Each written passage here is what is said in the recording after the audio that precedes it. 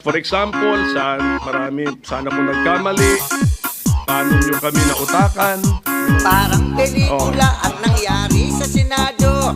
May drama comedy, di mo alam kung totoo. Merong parang bida at meron ding kontrabida sa speech trial ni VP Sara. Ang sabi ni Bato, ang kaso ay i-dismiss na, at sumigunda naman si Bongo at iba pa. Ngunit si Risa at Coco doon ay kumontra. Ito ay ipinaglaban nila. Kung gusto ay mayroong paraan, kung ayaw kay daming dahilan. Nasaan ang hustisya sa bayan?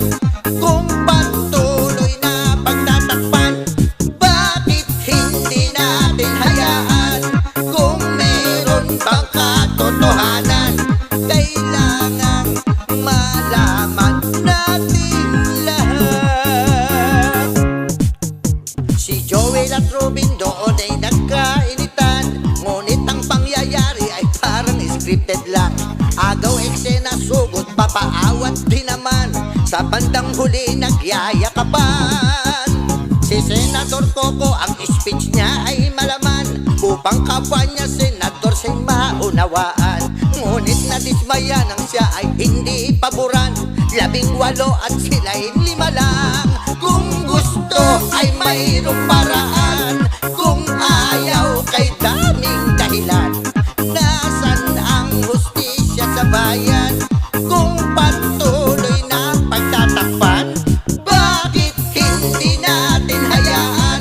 Kung meron bang katotohanan, kailangan malaman natin lahat.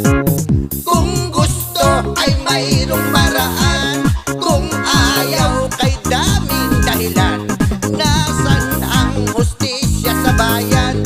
Kung patuloy na pagtatakpan, bakit hindi natin hayaan? Kung meron bang katotohanan, kailangan malaman natin